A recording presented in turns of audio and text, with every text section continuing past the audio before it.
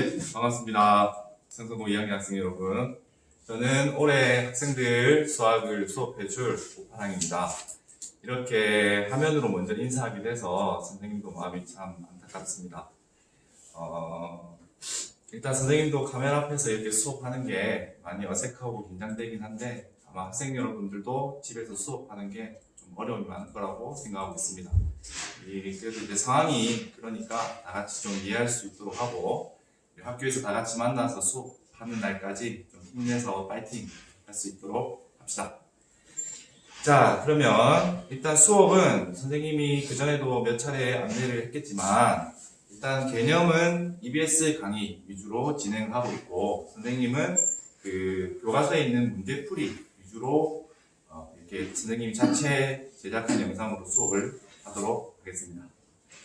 자, 그러면 오늘은 일단 1단원, 중단원 마무리를 한번 풀어볼 건데 학생 여러분 아마 대부분 다 중단원 마무리 한번 풀어봤을 거라고 생각하고 선생님이 오늘은 중단원 마무리 중에서도 가장 난이도가 있는 발전 문제 한 3문제 정도 풀이하도록 하겠습니다.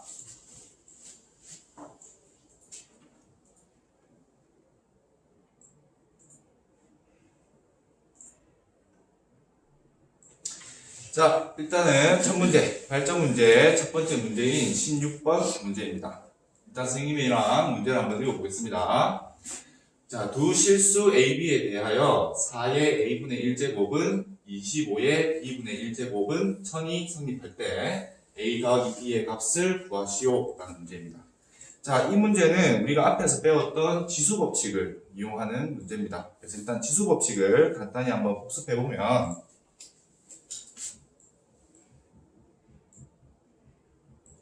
자, 지수법칙은 총 4가지죠. 첫 번째, A의 X제곱 곱하기 A의 Y제곱은 A의 X 더하기 Y제곱. 그 다음에 A의 X제곱 나누기 A의 Y제곱은 A의 X 마이너스 Y제곱. 그 다음 세 번째, A의 X제곱을 다시 Y제곱 했을 때는 A의 XY제곱. 네 번째, A, B를 곱한 거의 X제곱은 A의 X제곱 곱하기 B의 X제곱이 된다. 이렇게 4가지가 지수법칙입니다. 그래서 앞에서 지수의 확장에서 저 XY가 실수 범위까지도 다 성립한다. 즉, 그렇게 이제 실수 확장까지도 아마 다 학습을 했을 거라고 생각하고 있습니다. 자, 그럼 이제 이 문제를 돌아와서 이 문제를 잘 한번 살펴보시면 자, 이렇게 항이 3개로 되어 있는 식이 하나 있는데 여기서 우리가 일단 첫 번째 식을 하나 찾아낼 수 있는 게 4의 A분의 1제곱은 1000이다 라는 걸 하나 찾아낼 수 있습니다. 그 다음에 문제 받은 학생들은 1000이 10의 세제곱이다 라는 것도 알 수 있죠. 자, 이 상태에서 양변을 A제곱을 해주게 되면 자, 여기서 이제 식을 정리할 때 쓰이는 게 3번 지수법칙입니다. 거듭제곱을 다시 거듭제곱할 때는 지수끼리 곱하면 된다고 했죠. 그래서 A분의 1과 A를 곱하면 이렇게 약분되면서 1이 돼버리고 즉 4가 됩니다. 그리고 여기도 지수끼리 곱해주면 10의 3A 제곱이 된다. 즉 10의 3A 제곱이 4다라는 걸 찾을 수 있습니다. 그거랑 똑같이 이 두 번째 식을 하나 더 만들어서 25의 B분의 1제곱은 1000이다. 1000은 10의 세제곱이죠. 여기서도 양변에 똑같이 B제곱을 해주게 되면 25는 10의 3b 제곱이다 라는 걸 찾을 수 있습니다. 여기까지 다 이해됐습니까? 자, 그럼 여기에서 우리가 이 둘을 한번 곱해봅시다. 10의 3a 제곱 곱하기 10의 3b 제곱을 하게 되면 자, 여기에서는 또 이걸 정리할 때 쓰이는 게 지수법칙 1번입니다. 즉 밑이 같은 거듭제곱끼리 곱할 때는 지수끼리 더해주면 된다. 자, 그래서 이 둘을 곱하게 되면 10의 3a 더하기 3b 제곱이 됩니다. 자, 근데 여기에서 보면 10의 3a 제곱, 그 다음에 10의 3b 제곱이 각각 4와 25라고 있기 때문에 얘는 4 곱하기 25와 값이 같게 되고 4 곱하기 25는 100 이렇게 정리할 수 있습니다. 자, 근데 100은 또 10의 제곱이 되죠. 자, 즉 여기서 찾아낼 수 있는 게 자 10의 3a 더하기 3b 제곱이 10의 제곱과 같다 이렇게 됩니다. 즉 이 둘은 값이 같기 때문에 밑이 10으로 동일해서 지수끼리도 값이 똑같게 되겠죠. 그래서 3a 더하기 3b가 값이 2가 된다 라는 걸 찾을 수 있습니다. 자 여기에서 양변에 똑같이 3분의 1을 곱해주면 여기는 3이 약분되면서 a 더하기 b만 남을 것이고 여기는 2 곱하기 3분의 1, 3분의 2가 된다. 따라서 우리가 찾고자 하는 a 더하기 b가 3분의 2다 라는 걸 찾을 수 있습니다.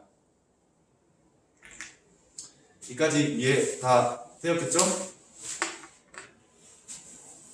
자, 근데 이 문제를 풀 때 많은 학생들이 질문하는 것 중에 하나가 선생님, 이 문제는 지수 법칙이 아니고 로그를 이용해서 풀 수도 있지 않습니까? 라는 질문을 참 많이 합니다. 예, 이 문제는 로그를 이용해서 풀 수도 있습니다.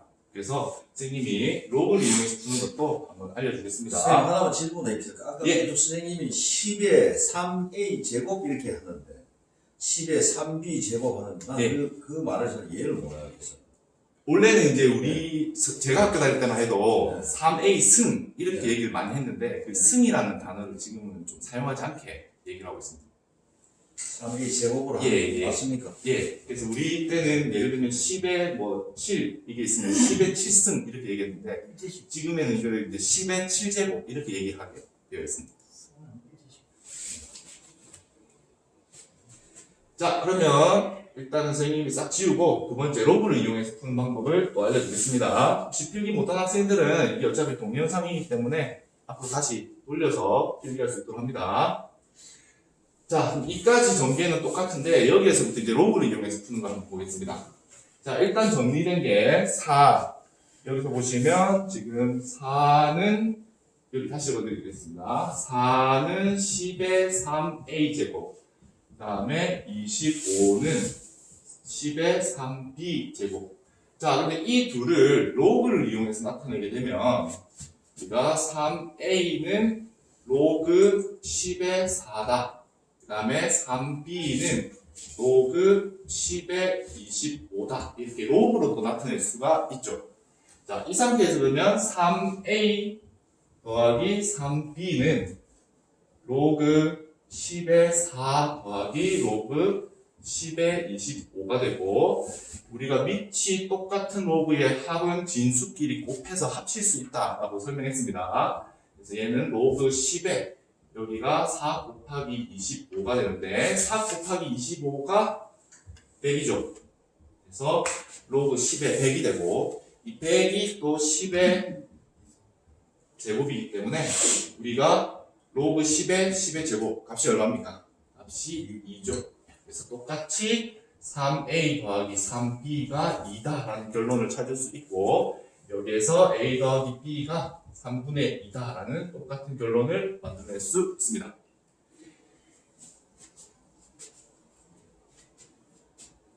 자, 그래서 이 16번 문제는 지수법칙을 이용하는 문제고 아마 교과서 뒤에 풀이에도 보면 지수법칙을 이용해서 푸는 방법이 나와 있을 텐데 이렇게 꼭 지수법칙이 아니고 로그를 이용해서 풀 수도 있다는 걸 꼭 기억해 두기 바랍니다. 자, 그럼 다음 문제로 넘어가겠습니다.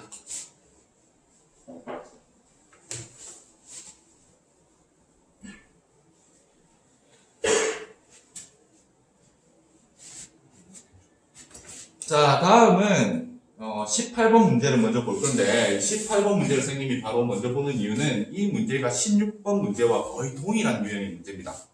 근데 보면 아마 16번보다는 조금 더 어렵게 느껴질 거예요. 그 이유가 뭐냐면 16번 문제에서는 이 부분이 딱 1000이다라는 값이 주어졌었지만 여기에는 이 세 번째 항도 어떤 k의 c제곱이라는 문자가 주어져 있고 대신 여기에 식을 하나 더 주고 있습니다.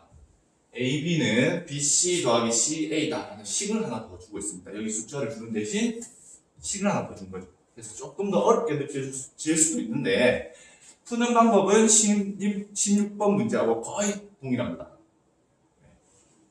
자, 그래서 한번 똑같이 풀어보겠습니다. 우리가 아까도 이 항이 3개인 식에서 이렇게 하나, 이렇게 하나 2개의 식을 만들어냈듯이 이 문제에도 똑같이 식을 2개를 만들어 보겠습니다.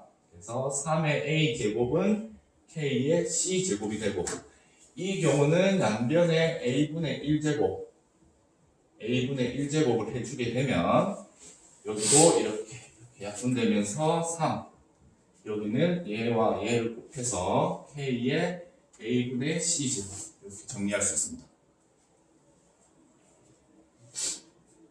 그 다음 두 번째도 똑같이 5의 b제곱은 k의 c제곱 양변에 똑같이 b분의 1제곱을 해주게 되면 5는 k b분의 c제곱이다. 이렇게 정리할 수 있습니다. 16번 문제에서 아까 이쪽 2개를 곱했듯이 이 문제도 똑같이 곱해주면 됩니다. 자, 그래서 k의 a분의 c제곱 곱하기 k의 b분의 c제곱을 하게 되면 밑이 k로 똑같기 때문에 지수끼리 더해주면 되죠. 그래서 얘는 k의 a분의 c 더하기 b분의 c 제곱이 됩니다. 자, 그럼 이거 같은 경우는 우리가 이제 분수기 때문에 통분을 해서 합쳐봅시다. 그러면 k.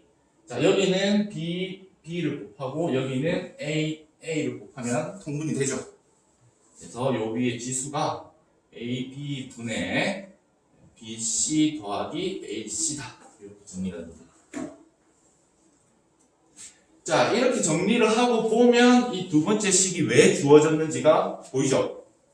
여기서 지금 보면 AB와 BC 더하기 CA가 값이 같다 라고 했는데 여기 지수 정리한 걸 보면 분모가 AB, 분자가 BC 더하기 CA입니다. 됐습니까? 그럼 분수인데 분자 분모가 값이 같으면 얘는 값이 얼마가 됩니까? 1이 되죠. 그래서 여기가 K의 1제곱, 즉 K가 돼버린다. 이런 결론을 만들 수 있습니다. 자, 근데 아까 요 위에도 적었듯이 얘가 값이 3, 얘가 값이 5라고 했기 때문에 이 둘은 곱한 값이 얼마가 된다? 15가 된다. 따라서 이 문제에서 구하고자 하는 K가 K는 15다 라는 결론을 만들어낼 수 있습니다.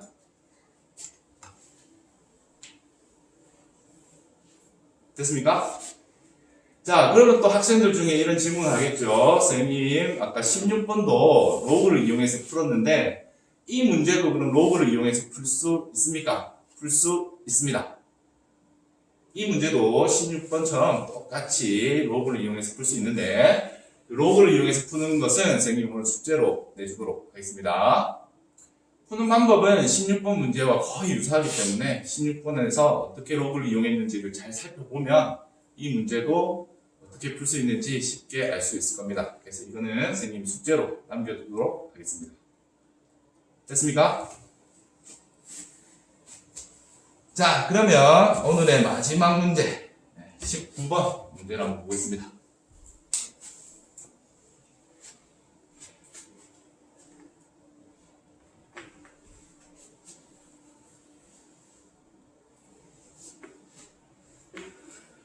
자, 문제를 한번 읽어보면 2차 방정식 x제곱 마이너스 2x 마이너스 7은 0의 부근이 로그 2의 a, 로그 2의 b일 때 구해달라는 건 이겁니다. 로그 ab 더하기 로그 ba의 값을 구해달라라는 문제입니다. 자, 이 문제를 푸는데 사용되는 공식은 밑변환 공식이 사용됩니다. 앞에서 개념 학습할 때 다 배웠죠. 그래서 먼저 그래도 우리가 한번 복습을 해보면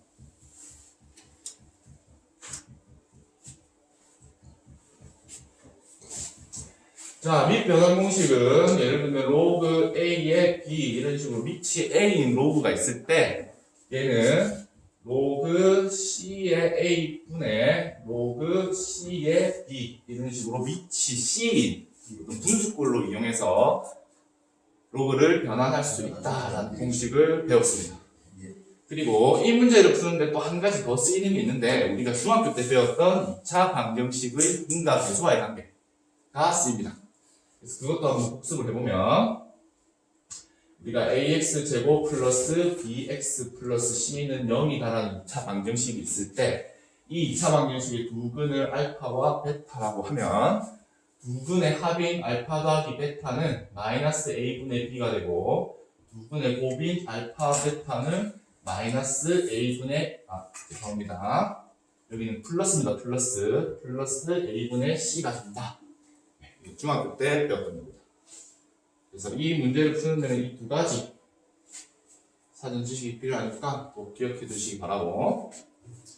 자, 그럼 이제 이 문제를 한번 보겠습니다. 여기에서 보면 이 2차 방정식의 두 근을 로그 2의 A, 로그 2의 B라고 한다 했는데 선생님이 간단히 얘를 대문자 A, 얘를 대문자 B라고 나타내겠습니다.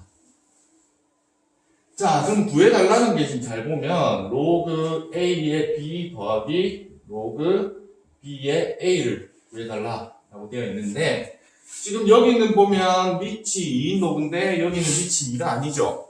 네, 그래서 일단 밑이 2인 로그로 얘네들을 한번 변환시켜 보겠습니다.